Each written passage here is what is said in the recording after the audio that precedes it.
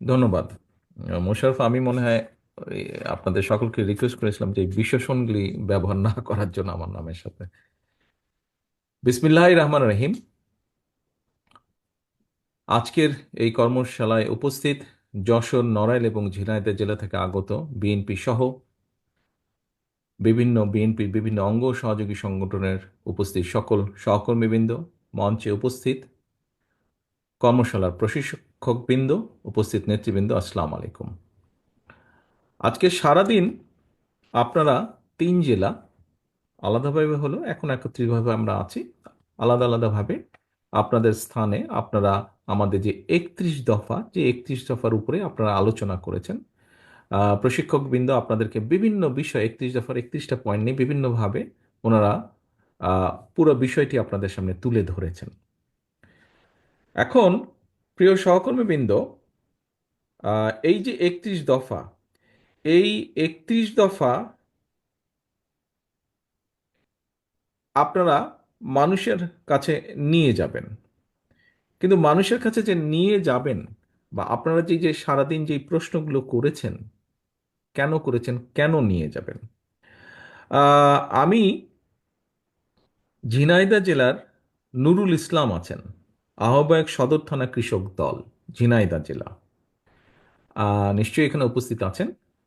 ঝিনাইদহ জেলায় মাইকটি যার কাছে আছে, ভাই ওই মাইকটি একটু ওনার কাছে দাও, নুরুল ইসলামের কাছে, কৃষক দলের নুরুল ইসলাম, পাটোয়ারি, মাইকটা ওনার কাছে দাও। ক্যামেরা যাই আছেন একটু ফোকাস আসসালামু যদি। আলাইকুম। ওয়ালাইকুম সালাম, জি ভালো আছেন? জি, আলহামদুলিল্লাহ। আপনি একটু আমাকে বলবেন, এই যে আপনারা সারাদিন এখানে সময় দিলেন, পরিশ্রম করলেন, এই যে বসে থেকে শুনলেন, এটাও তো পরিশ্রম একটা। অর্থ ব্যয় করে এখানে এসছেন, সকালবেলায় বাসে ট্রেনে যেভাবেই এসছেন, তো দরকার কি ছিল এটার? এই 31 দফার কি দরকার ছিল?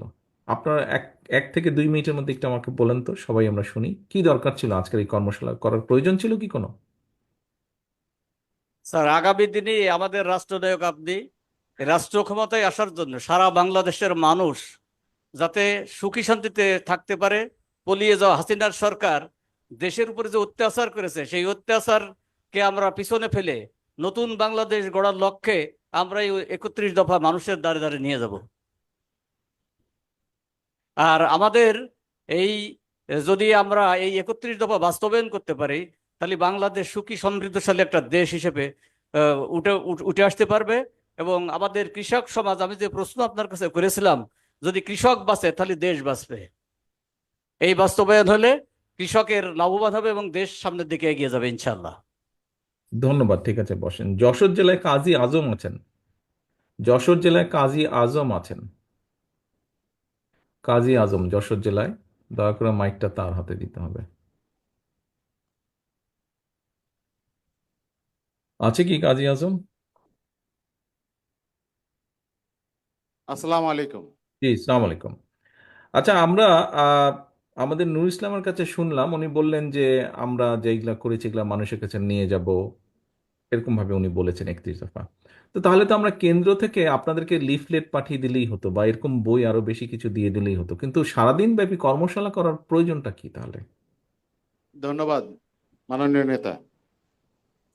আসলে আজকে 31 দফা যেটা আমাদের রাষ্ট্র নির্মাণের বিষয় রয়েছে, রাষ্ট্র কাঠামো সংস্কারের ব্যাপারে রয়েছে, সেটার মধ্যে 2, 14, 15, 16, 17, 18, 23, 24, 25, 26, 27, 29 এবং 31, এখানে আমাদের সামাজিক নিরাপত্তা বেষ্টনীকে কিভাবে সমৃদ্ধ করা যায় তার দিক নির্দেশনা রয়েছে।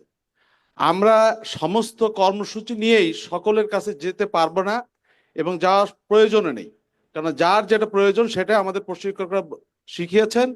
যে মানুষটার যেটা প্রয়োজন সেটাই তাকে জানানোর দরকার। যশোর জেলার বাস্তবতা আমার মনে হয়েছে এই 13টি দফা একত্রিত। আপনি আমার আমার প্রশ্নটি বুঝতে পারেননি আপনি। আমার যেটা হচ্ছে, আপনার এই যেই নাম্বারগুলো আপনি বললেন, যেই দফাগুলো বললেন, আপনার আমরা তো কেন্দ্র থেকে লিফলেট পাঠিয়ে দিলেই হতো। এইটা আপনারা এইটা অলরেডি আমরা আমাদের নেতা অনিন্দ ইসলাম অমিতের নেতৃত্বে বিভিন্ন জায়গায় আমরা সমাবেশ করছি, আলোচনা করছি, উঠান বৈঠক করছি এবং নারী সমাবেশ করছি, আপনারা সেখানে এই করছেন, সেটা পৌঁছায় তো দিচ্ছি। আপনারা করছেন, কিন্তু সেটা আপনারা করছেন, সেটা আহ্বায়ক সাহেব উনিও বলেছেন ওনার বক্তব্যে আপনারা করছেন। কিন্তু বিষয়টা হচ্ছে এই অনুষ্ঠানটি আজকে করার কি প্রয়োজন ছিল? আপনি তো করছেনই আপনার ওয়ার্ডে ওয়ার্ডেতে। আজকের এই অনুষ্ঠানটা করার কোনো দরকার ছিল কি? অবশ্যই ছিল।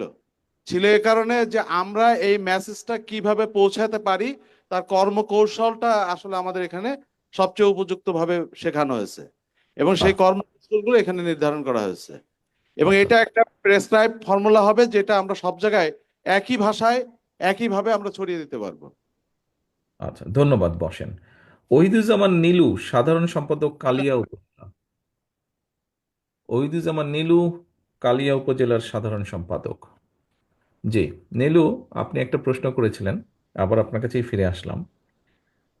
আমার প্রশ্নটি হচ্ছে, আপনারা যেই প্রশ্নগুলো আমাদেরকে করেছেন বা আমাকে করেছেন, আমি আসার আগে আপনারা প্রশিক্ষকবৃন্দ যারা ঢাকা থেকে এসেছেন তাদেরকে আপনারা প্রশ্নগুলো করেছেন। তো এখন আমার কথা হচ্ছে যে এই প্রশ্নগুলো কি শুধুমাত্র আপনাদেরই প্রশ্ন, না আপনারা এই প্রশ্নগুলো কারো কাছ থেকে জেনেছেন, কারো জিজ্ঞাসার মাধ্যমে আপনারা এই প্রশ্নগুলো করেছেন? ধন্যবাদ প্রিয় নেতা। আজকে আমরা এই যে কর্মশালায় উপস্থিত হয়েছি, আমরা বাইরে, প্রশিক্ষণ আপনি আপনি এই প্রশ্ন যেগুলা নেতৃবৃন্দ আপনারা যারা প্রশ্ন করেছেন, এটা কি আপনারই প্রশ্ন, না এই প্রশ্নের পেছনে আরো মানুষ আছে? শুধু ইয়েস নো এইভাবে কিছু একটা বলেন এই শর্টকাট। প্রশ্নের পিছনে আরো মানুষ আছে। তারা তারা এ তো জনগণ, কোন দেশের জনগণ? মানুষ, দেশের মানুষ, সাধারণ মানুষ। আচ্ছা, ঠিক আছে, ধন্যবাদ, বসেন। বসুন। সহকর্মীবৃন্দ, এই যে আমি তিনটা প্রশ্ন করলাম আপনাদের কাছে, দেখুন, আমি হয়তো আগামী 5, 10, 15 মিনিট আপনাদের সামনে কিছু কথা বলবো, কিন্তু আপনাদেরকে যেই তিনটা প্রশ্ন করেছি আমার পুরো বক্তব্য কিন্তু এর ভিতরে হয়ে গিয়েছে। কি প্রয়োজন ছিল এটির, কাদেরকে নিয়ে করা, এই এই আমাদের 31 দফা কাদের জন্য করা, এবং একই সাথে এই যে আপনারা যে প্রশ্ন করেছেন এটা শুধু আপনাদের প্রশ্ন না, আপনারা আসার সময় আপনাদের এলাকার মানুষ আপনাদেরকে হয়তো বলেছে, অথবা 31 দফা যখন আমরা অফিসিয়ালি লঞ্চ করেছি তারপরে আপনারা আলোচনা করেছেন, সামাজিক অনুষ্ঠানে আলোচনা করেছেন, ধর্মীয় অনুষ্ঠানে আলোচনা করেছেন, পারিবারিক অনুষ্ঠানে আপনারা আলোচনা করেছেন, আচ্ছা বিএনপি তো এরকম দিয়েছে, তোমরা এটা বলো না কেন, সেটা বলো না কেন, বা এটা কি হবে। নিশ্চয়ই এই বিষয়গুলো আপনাদের মধ্যে আলোচনা হয়েছে, হয়েছে না নেতৃবৃন্দ? ইয়েস। আমার যেটা আজকে বলার উদ্দেশ্য, আমাদের এই 31 দফা, এটি বাংলাদেশের মানুষের জন্য আমরা তৈরি করেছি। হতে পারে, হতে পারে এখানে কিছু বাদ পড়েছে, হতেই পারে, হতে পারে এখানে নতুন কিছু সংযোজন করা প্রয়োজন। সেজন্যই কিন্তু আমরা বলেছি 31 দফাটি আমরা তৈরি করেছি। প্রথমে আমরা এটি 27 দফা করেছিলাম, পরবর্তীতে আমাদের সাথে যেই দলগুলো ছিলেন আন্দোলনে তাদের পরামর্শ নিয়ে তারা তাদের পরামর্শ দিয়েছেন, 27 থেকে এটা 31 এসছে। এবং আমরা সাথে এটাও বলেছি যে এর মধ্যে যদি কোনো কিছু বাদ পড়ে, এখানে যেরকম আজকে আপনারা অনেক সদস্য, বেশ কয়েকজন সদস্য কিছু কিছু প্রস্তাব দিয়েছেন, একজন পর্যটনের কথা বলেছেন ডাক্তার সাহেব, কাজে এরকম কিছু যেটা বাদ পড়েছে, প্রবাসীদের ব্যাপারে কিছু জিনিস হয়তো বা বাদ পড়েছে, প্রস্তাবনা আসলে আমরা অবশ্যই সেগুলো বিবেচনা করব এবং এগুলোকে অবশ্যই আমরা আমাদের 31 দফার সাথে অ্যাড করব। কারণ আমাদের মূল লক্ষ্য বা মূল উদ্দেশ্য হচ্ছে দেশ এবং এই দেশের মানুষের জন্য বেটার কিছু করা। আমাদের একজন মহিলা নেত্রী, উনি উনি উনি একজন শিক্ষিকাও অবশ্য একই সাথে, উনি বলেছেন যে ওনারা যখন গিয়েছেন, যে ফ্যামিলি কার্ড নিয়ে আমরা কথা বলেছি, কোনো কোনো মহিলা হয়তো সাধারণ মানুষ তারা কিছুটা কনসার্ন এক্সপ্রেস করেছেন, হ্যাঁ আপনারা ইলেকশন আগে দিয়ে বলেন পরে করবেন কিনা, হতেই পারে, এটা হওয়াটা কারো কারোর মধ্যে শঙ্কা থাকতেই পারে। কিন্তু তারপরে উনি ওনার কনসার্নটা এখানে এক্সপ্রেস করেছেন, অর্থাৎ এই সবগুলো জনগণের পক্ষে থেকে আসা। আপনাদের প্রশ্ন, লক্ষ্য উদ্দেশ্য একটাই, জনগণ, জনগণ এবং জনগণ। প্রিয় সহকর্মীবৃন্দ, আমি আপনাদের সামনে আজকে একটি কথা রিপিট করতে চাই, যেই কথাটি আমি বেশ কিছুদিন আগে আরেকটি অনুষ্ঠানে বলেছিলাম। দেখুন, এখানে উপস্থিত প্রত্যেকটা মানুষের সাথে বিগত 15 বছর বিভিন্ন রকম অত্যাচার নির্যাতন হয়েছে, অবর্ণনীয় অত্যাচার নির্যাতন হয়েছে অনেকের সাথে।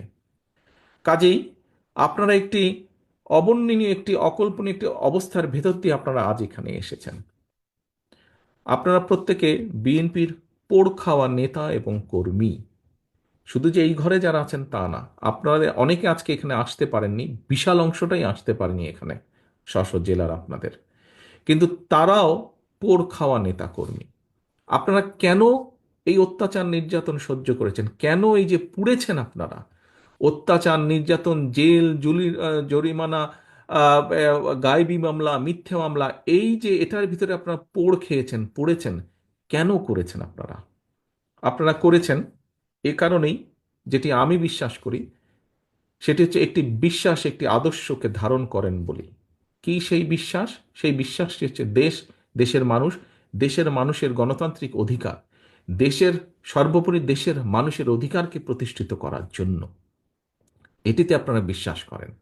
কাজেই নেতৃবৃন্দ, যেহেতু আমরা দেশের মানুষের রাজনৈতিক এবং অর্থনৈতিক অধিকার প্রতিষ্ঠার জন্য সংগ্রাম করেছি, যেহেতু আমরা দেশের মানুষের বাক স্বাধীনতা অধিকারের জন্য প্রতিষ্ঠা করার জন্য আমরা সংগ্রাম করেছি, কাজেই আজকে কিন্তু আমাদের দায়িত্ব অনেক বেশি।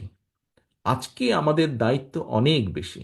আপনারা নিজেরাই বললেন, আপনাদের মধ্যে থেকে একজন বলেছেন, আমি ওভারঅল কথা ধরে নিচ্ছি, এবং আপনারা যখন সকালে এসেছেন, হয়তো আপনাদের অনেকেই, আপনাদের পরিবার হোক, আত্মীয় স্বজন, বন্ধু বান্ধব, পরিচিতজন অনেকেই বলেছেন, এই সুযোগ পেলে তুমি এই কথাটি জিজ্ঞেস করবে বা এই বিষয়টি তুমি তুলে ধরবে। নিশ্চয়ই হয়েছে, অনেকের সাথে, সবার সাথে নয়, হয়েছে না ভাই? আপনাদের অনেকের সাথে বলেছে, কেউ না কেউ বলেছে যে ভাই তুমি সুযোগ পেলে এই কথাটি বলবে। তার মানে এই যে জনগণ আপনাদেরকে বলেছে, যারা বলেছে তারা তো পাবলিকেরই অংশ, জনগণের অংশ। কেন বলেছে? এ কারণেই বলেছে, জনগণ বিশ্বাস করে, জনগণের একটি বিশাল অংশ, বিপুল অংশ বিশ্বাস করে যে সামনের দিনে যদি ভালো কিছু হয়, ভালো কিছু পারে করা সম্ভব হয়, সেটি বিএনপির নেতৃত্বেই হবে, সেটি বিএনপির নেতৃত্বেই হবে। আমরা স্বাধীনতা সংগ্রামের কথাও যদি বিবেচনা করি, সেই সময়কার যদি দেখি, আমাদের নেতা শহীদ রাষ্ট্রপতি জিয়াউর রহমান স্বাধীনতা যুদ্ধের ডাক দিয়েছেন, কেউ অসত্যকে অস্বীকার করতে পারবেন না। এবং শুধু যুদ্ধের ডাক দিয়ে উনি বসে থাকেননি, বরং মুক্তিযোদ্ধাদেরকে সংগঠিত করেছেন, অস্ত্র হাতে যুদ্ধ করেছেন। পরবর্তীতে যখন দেশের মানুষ তাকে দায়িত্ব দিয়েছে দেশ গঠনের, কোদাল হাতে উনি শ্রমিকের পাশে, কৃষকের পাশে থেকে কাজ করেছেন, খাল খনন করেছেন, দেশের খাদ্য উৎপাদন বৃদ্ধি করেছেন। প্রিয় সহকর্মীবৃন্দ, অপরপক্ষে আমরা কি দেখেছি? আমরা দেখেছি কোন কোন রাজনৈতিক দলের কে আমরা দেখেছি, ৭১ সাল যদি আমরা বিবেচনা করি, আমরা দেখেছি তারা কিভাবে এদেশের মানুষকে যুদ্ধের মুখে ঠেলে দিয়ে, যুদ্ধকে সঠিকভাবে সংগঠিত না করে বর্ডার ক্রস করে অন্য জায়গায় চলে গিয়েছে।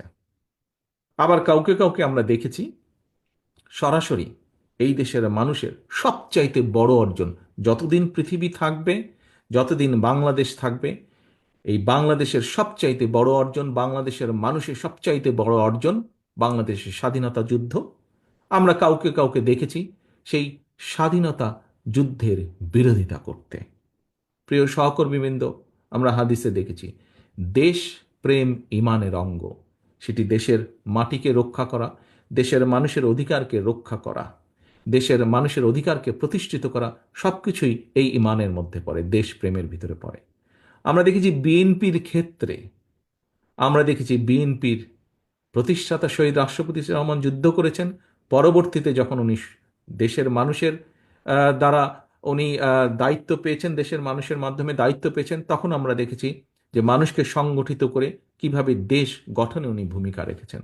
পরবর্তীতে আমরা দেখেছি দেশে যখন আবার স্বৈরাচার কাঁধে চেপে বসেছে, দেশের মানুষকে নিয়ে দেশনেত্রী খালেদা জিয়া কিভাবে উনি রাজপথে থেকে সংগ্রাম করেছেন, এবং দেশের মানুষ তার প্রতিদান দিয়েছে। ১৯৯১ সালে দেশের মানুষ ভোটের মাধ্যমে বিএনপিকে দায়িত্ব দিয়েছে দেশ পরিচালনার জন্য। কাজে আমরা যদি দেখি, প্রিয় সহকর্মীবৃন্দ, প্রতিটা মুহূর্তে, দেশের সংকটকালীন মুহূর্তে বিএনপি এসে দাঁড়িয়েছে। দেশের মানুষ বিএনপির উপরে আস্থা রেখেছে। দেশের মানুষ চেয়েছে যে ঠিক আছে, যেহেতু বিএনপির উপরে আস্থা রাখা যায়, বিএনপিকে আমরা দায়িত্ব দিই।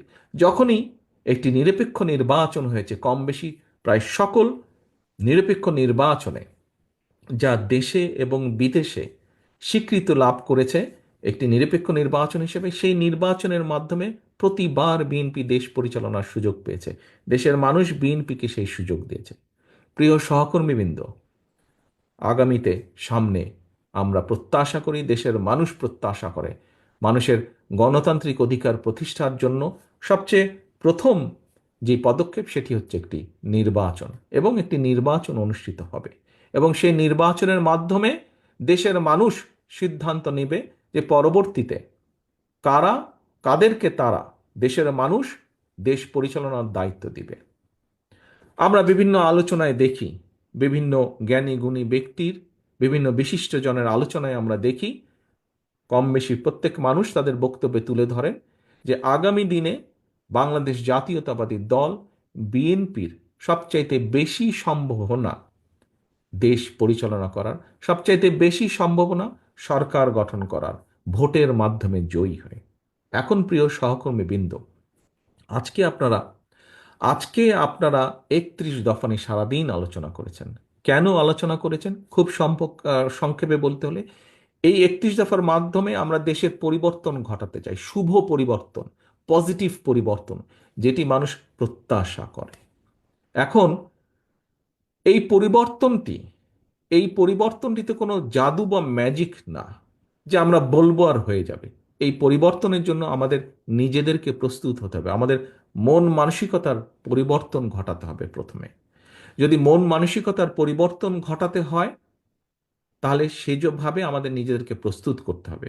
একটু আগে আমি বলেছি, আপনারা প্রত্যেকে এখানে দেখেছেন, আমি যদি একটি বিষয়কে উদাহরণ হিসাবে নিয়ে আসি, যে আমাদের একজন সহকর্মী, একজন শিক্ষিকা, আমাদের দলের একজন নেত্রী বলেছেন, উনি যখন বিভিন্ন উঠান বৈঠকে গিয়েছেন, বলেছেন অনেক মহিলা খুশি হয়েছে ফ্যামিলি কার্ডের কথা শুনে। আবার কেউ কেউ প্রশ্ন করেছে, সত্যি আপনারা করবেন তো? প্রিয় সহকর্মীবৃন্দ, আজকে আপনারা যারা এখানে আমার সামনে বসে আছেন, আপনারা সহ আরও যারা আমাদের লক্ষ লক্ষ নেতাকর্মী আছে, বিএনপির নেতাকর্মী আছে, এই সকল মানুষকে আজকে এই দায়িত্বটি নিতে হবে। আমাদের বিরুদ্ধে বিভ্রান্তি ছড়ানোর জন্য বহু মহল কিন্তু তৈরি হচ্ছে।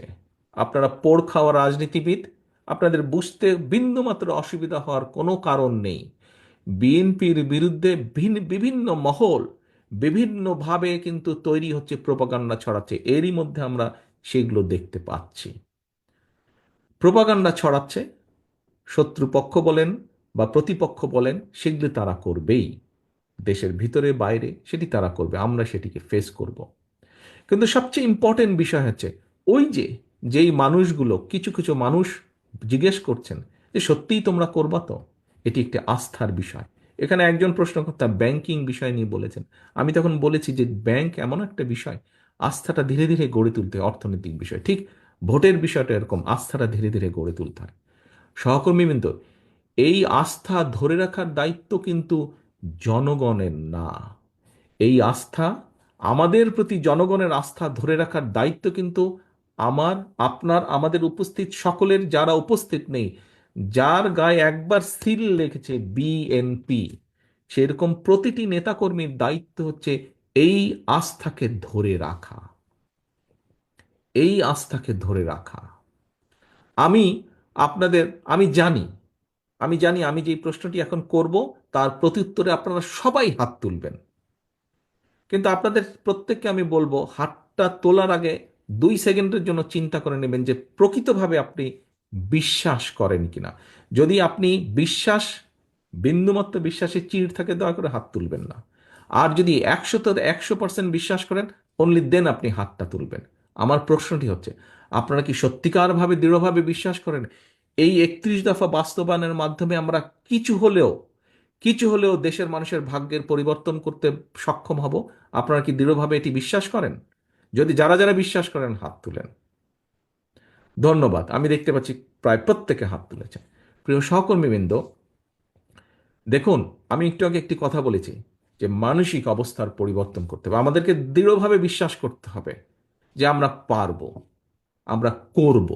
যদি আমরা পারি, যদি আমরা করতেই চাই, আসুন নিজেদেরকে আমরা সেভাবে প্রস্তুত করি। আমরা যদি এইরকম 100টা কর্মশালাও করি প্রতিদিন, তাহলেও কিছু হবে না। তখনই হবে যখন আমরা নিজেদেরকে একটু হলেও পরিবর্তন করতে পারবো। ওই যে জনগণের আস্থা ধরে রাখার জন্য আপনাদেরকে আমি বলছি, সেই আস্থা ধরে রাখার জন্য যদি আমরা উদ্যোগও নেই এবং জনগণ যদি এটা দেখতে পায় যে হ্যাঁ, বিএনপি অন্তত উদ্যোগ নিয়েছে, বিএনপি যা বলছে, পারবে কি পারবে না সেটা হচ্ছে পরের ব্যাপার, কিন্তু অন্তত বিএনপি উদ্যোগ নিয়েছে, বিএনপি নিজেকে সেভাবে তৈরি করছে, বিএনপি নেতাকর্মীরা নিজেদেরকে তৈরি করছে সেভাবে, তাহলেও আমি বিশ্বাস করি ব্যক্তিগতভাবে জনগণ আমাদের উপরে বিশ্বাস করবে, আস্থা রাখবে। কিন্তু সেজন্য আমাদের নিজেদেরকে তৈরি হতে হবে, আমাদেরকে সেভাবে নিজেদেরকে প্রস্তুত করতে হবে। প্রিয় সহকর্মীবৃন্দ, সামনের পথ, প্রতিবার আমি প্রতিদিন একই কথা বলছি, সামনের পথ কিন্তু মোটেও মসৃণ না, সামনের পথ মোটেও মসৃণ না। একটু আগেই আমি বলেছি, বিভিন্ন মহল ষড়যন্ত্র তো করছেই। আপনারা দেখেছেন অন্তর্বর্তীকালীন সরকারের যারা বিশেষ করে সরকার প্রধান আছে ডক্টর ইউনূস, উনিও কিন্তু বলেছেন যে অর্থনৈতিক অবস্থা কি অবস্থায় রেখে গিয়েছে পলাতক স্বৈরাচার, চুরি দুর্নীতি লুটপাট করে সব সাফা করে দিয়ে গিয়েছে। আপনারা প্রত্যেকেই জানেন, আপনারা প্রত্যেকেই ভুক্তভোগী। কি বিষয় সেটি? বিচার ব্যবস্থা বলেন, প্রশাসন বলেন, পুলিশের প্রশাসন ব্যবস্থা বলেন, সবকিছু ভেঙে চুরে, রাষ্ট্রের প্রত্যেকটি প্রতিষ্ঠানকে ভেঙে চুরে ধ্বংস করে দিয়েছে। কাজেই যারাই দায়িত্ব পাক আগামী দিনে, সেই দলটির বা যারা দায়িত্ব পাবে তাদের অত্যন্ত কষ্ট হবে। কিন্তু এই কষ্ট আমরা তখনই হাসি মুখে এই কষ্টকে আমরা সহজ করে নিতে পারবো আমরা যদি সকলে ঐক্যবদ্ধ থাকি। এবং আমরা বলতে আমি শুধু আজকে এখানে বিএনপির কথাই বলিনি, বিএনপির নেতাকর্মীদের কথা বলিনি। প্রথমত নিজের ঘরকে ঐক্যবদ্ধ রাখতে হবে, বিএনপির নেতাকর্মীদেরকে ঐক্যবদ্ধ থাকতে হবে, এবং জনগণের আস্থা নষ্ট হয় এরকম কোনো ব্যবস্থা যেমন এরকম কোনো কাজ যেমন করা যাবে না। একই সাথে আমাদেরকে ঐক্যবদ্ধ থাকতে হবে, যেই দলগুলো, রাজনৈতিক দলগুলো গণতান্ত্রিক আন্দোলনে আমরা একসাথে সংগ্রাম করেছি, অত্যাচার নির্যাতন সহ্য করেছি, জেল জরিমানা সহ্য করেছি, সেই সকল রাজনৈতিক দলকে আমাদেরকে ঐক্যবদ্ধ থাকতে হবে। কারণ আমাদের এই 31 দফা শুধু বিএনপির 31 দফা না, আমাদের এই 31 দফা সকল রাজনৈতিক গণতান্ত্রিক রাজনৈতিক দলের 31 দফা। কাজেই আমাদের সকলকে ঐক্যবদ্ধ থাকতে হবে। এইখানে সত্য বাস্তবতা, কেউ এটি অস্বীকার করছেন না। কি সেটি? এই যে সকল দলগুলো, তার মধ্যে বিএনপি সবচেয়ে বড় দল। অন্য দলগুলো মোটেও সেটা অস্বীকার করছেন না, ওনারাও বলছেন বিএনপি বড় দল। এবং বড় দল হিসাবে সবচেয়ে বড় দায়িত্ব বিএনপির জনগণের এই আস্থা ধরে রাখা, এই 31 দফা বাস্তবায়ন করা। প্রিয় সহকর্মীবৃন্দ, আমি ব্যক্তিগতভাবে একটি একটি একটি একটি প্রতিজ্ঞা বা নীতিতে বিশ্বাস করি। আপনারা যেরকম অত্যাচারিত নির্যাতিত হয়েছেন, আমি ব্যক্তিগতভাবে আমার পরিবারও অত্যাচারিত নির্যাতিত হয়েছে সেই পলাতক স্বৈরাচার দ্বারা। যে কোনো নির্যাতিত মানুষ তার নির্যাতনকারীর বিরুদ্ধে প্রতিশোধ নিতে চায়। প্রিয় সহকর্মীবৃন্দ, আপনি চান, আমি চাই, আমরা সবাই চাই যারা আমরা অত্যাচারিত নির্যাতিত। তবে আমি ব্যক্তিগতভাবে, এবং আমি মনে করি আজকে এখানে উপস্থিত আমার প্রতিটি নেতাকর্মী, এই দলের প্রতিটি নেতাকর্মী আমার সাথে একমত হবেন, কেউ দ্বিমত হবেন না। কি সেটি? আমরা প্রতিশোধ নিতে চাই, আমি প্রতিশোধ নিতে চাই এই 31 দফাকে বাস্তবায়ন করার মাধ্যমে। কারণ শহীদ রাষ্ট্রপতি জিয়াউর রহমান, দেশনেত্রী বেগম খালেদা জিয়া, তারা এই দেশের মানুষের রাজনৈতিক অধিকার প্রতিষ্ঠাতা করতে চেয়েছিলেন, গণতান্ত্রিক অধিকার প্রতিষ্ঠিত করতে চেয়েছিলেন, এই দেশের শিশুদেরকে শিক্ষিত করতে চেয়েছিলেন, বেকারদের কর্মসংস্থান করতে চেয়েছিলেন, খাদ্য উৎপাদন দ্বিগুণ করতে চেয়েছিলেন, দেশে শিল্পায়ন করতে চেয়েছিলেন, মানুষের অর্থনৈতিক স্বাধীনতা প্রতিষ্ঠিত করতে চেয়েছিলেন।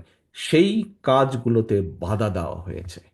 প্রিয় সহকর্মীবৃন্দ, আমি মনে করি বাংলাদেশ জাতীয়তাবাদী দলের প্রত্যেকটি নেতাকর্মীর প্রতিশোধ সেদিনই সফল হবে যেদিন বাংলাদেশের মাটিতে আমরা বাংলাদেশের মানুষের জন্য এই 31 দফাকে বাস্তবায়ন করতে সক্ষম হব। একমাত্র সেদিনই আমরা অগণতান্ত্রিক যে অশুভ শক্তি যারা বাংলাদেশকে দাবিয়ে রাখতে চায়, তাদের বিরুদ্ধে আমাদের প্রতিশোধ সফল হবে।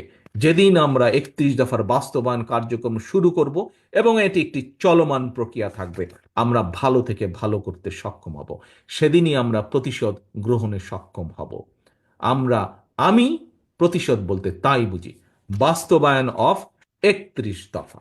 প্রিয় সহকর্মীবৃন্দ, আসুন আজকের এই কর্মশালায় আমরা প্রত্যেকটি মানুষ প্রতিজ্ঞা করি, শপথ করি, যে কোনো মূল্যে বাংলাদেশের মানুষের আস্থা আমাদেরকে ধরে রাখতে হবে। আস্থা ধরে রাখার দায়িত্ব আমাদের। বিএনপি সবচাইতে বড় রাজনৈতিক দল, তার যে যুগপৎ আন্দোলনের যেই দলগুলো, তার মধ্যে সবচেয়ে বড় রাজনৈতিক দল। অন্যরা আমাদেরকে সহযোগিতা করবেন, কিন্তু দায়িত্ব সবচেয়ে বেশি আমাদের। দায়িত্ব আপনার, দায়িত্ব আপনাদের সকলের। এই দেশকে রক্ষা করা, দেশের সার্বভৌমত্ব রক্ষা করা, দেশের মানুষের রাজনৈতিক এবং অর্থনৈতিককে প্রতিষ্ঠিত করা, রক্ষা করার দায়িত্ব।